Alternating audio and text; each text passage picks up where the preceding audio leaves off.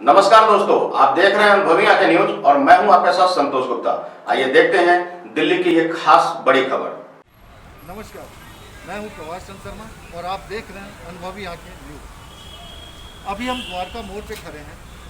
ये विख्यात metro station है। कोरोना काल चल रहा है। 22 मार्च को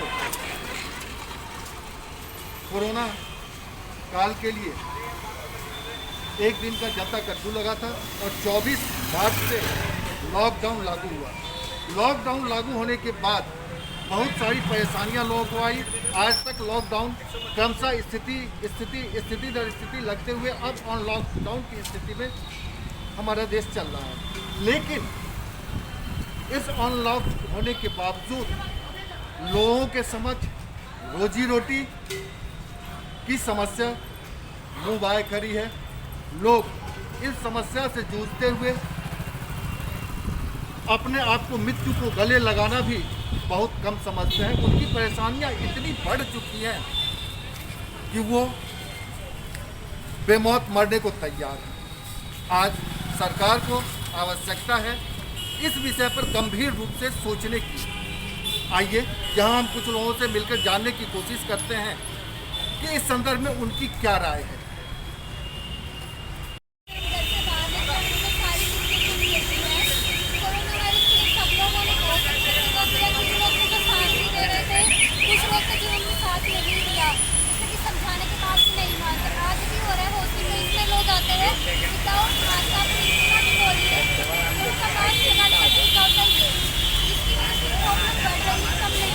मैम, मेरा सवाल है कि लॉकडाउन में लोग परेशान हैं रोजी रोटी से।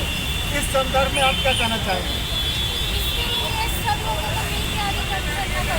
क्योंकि सरकार ने बहुत सारी घोषणाएं कर रखी है। कहते हैं घर में रहें, सुरक्षित रहें, आवश्यक कार्य हो तभी निकले। अगर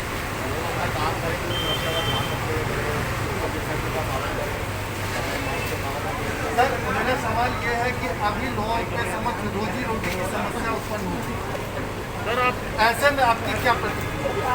साइड में लगा इस सब ना उधर लगा लो आराम से।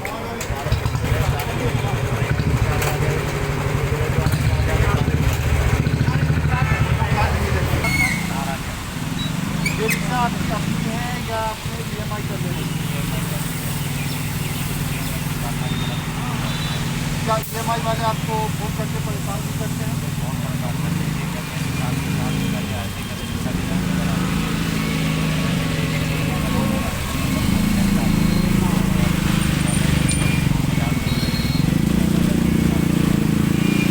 एक तरफ तो आप देख रहे हैं कि लोगों से कहा जाता है कि आप घर में रहें, सुरक्षित रहें, और दूसरी तरफ जैसा कि अभी आपने देखा इस रिक्शे वाले ने इस रिक्शे को EMI पे लिया है और EMI का किस्त डालने के लिए बैंक वालों या जो भी इनके हैं उनके द्वारा परेशान किया जा रहा है कि आप पैसा डालो।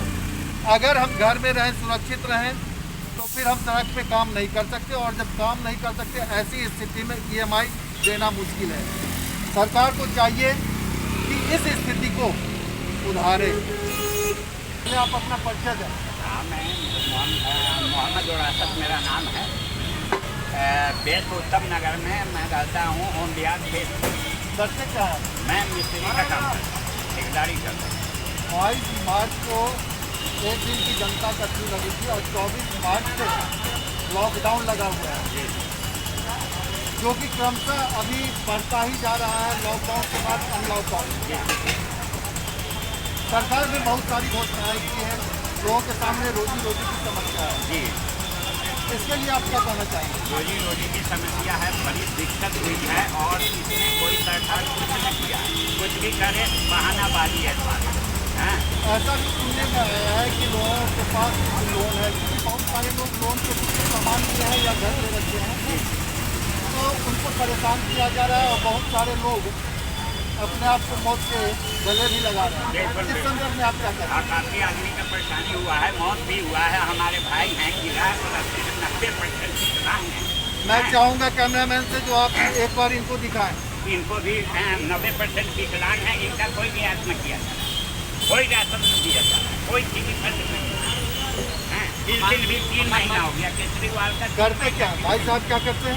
ये दुकान का मेहनत करके खाते। चाय पानी की दुकान है हमारी, चाय पानी की चाय पानी की दुकान है हमारी। बहुत काम को बहुत दिक्कत पड़ रही है। मकान मालिक जो है किराया मांग रहा है, बराबर बराबर मुश्किल करके कह रहा है करो, नहीं तो हमारा किराया दो, नहीं तो खुले रहो।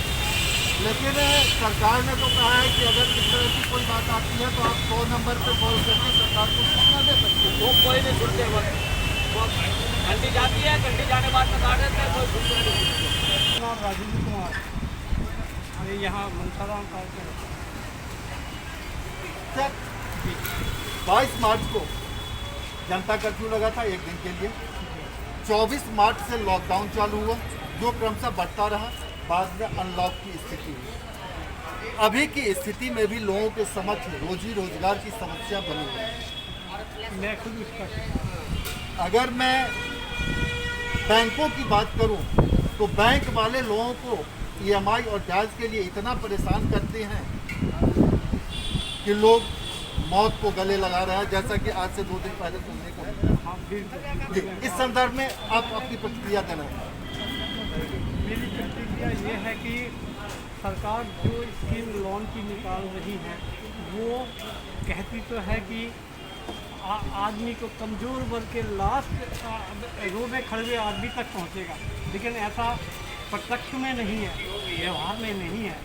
इसको पहुंचाने के लिए सरकार को पूरा सहयोग देना चाहिए, वहाँ तक पहुँच बनानी चाहिए, वहाँ तक उनको ऐसे साधन करने चाहिए ताकि वास्तव में वहाँ कम से कम जो कमज़ोर वर्ग है उसको लोन मिल रहा है, नहीं मिल रहा है, लेकिन मिलता ही नहीं है। मेरा सवाल ये है कि जिन लोगों ने बैंक से लोन ले रखा है और बैंक ब्याज के लिए उन्हें परेशान करती है, जबकि हर जगह कहा जाता है कि घर में रहें, सुरक्षित रहें। हाँ, लेकिन अगर हम घर में रहते हैं तो काम नहीं कर पाएंगे, काम नहीं करेंगे तो पैसे नहीं आएंगे, फिर मैं उसका ब्याज भरूं, ये कैसे संभव है? इसके बारे में आप क्या कहना चाहेंगे? इसके बारे में तो सरकार को पूरी वित्तीय सहायता देनी चाहिए, क्योंकि मेरे जैसा है, अब मेरे को कहते हैं घर पे रहो। अब मैं बुजुर्ग हूँ, मैं घर पे रहूँ, मैं अच्छा खासा काम करता था, अब मैं घर पे रहूँगा तो मेरा घर कैसे चलेगा? आप क्या काम करते थे? मैं गारमेंट एक्सपोर्ट लाइन में पैटर्न मास्टर था, पैटर्न मेकर नोएडा में, और मेरी रोजी रोटी मार्च से ही नहीं है। उन्होंने सैलरी भी नहीं दी, मार्च की भी नहीं दी है, अप्रैल की भी नहीं दी, अभी तक 3-4 महीने हो गए, तब तक की सैलरी नहीं है। यानी एक तरफ तो ये मार चल रही है कोरोना की, दूसरी तरफ आपको अभी तक सैलरी नहीं मिली। जी हाँ, जैसा कि आपने तो आज के लिए इतना ही। हमारे साथ बने रहिए और खुद को रखें अपडेट। तो देखते रहें अनुभवी आंखें न्यूज, और हाँ, पढ़िए भी अनुभवी आंखें अखबार। हमारे वॉलंटियर सदस्य बनिए और आधार कार्ड, वोटर कार्ड की फोटो कॉपी भेजते हुए हमें इस नंबर पर कॉल कीजिए 8826227802। लाइक और सब्सक्राइब करना ना भूलें दोस्तों।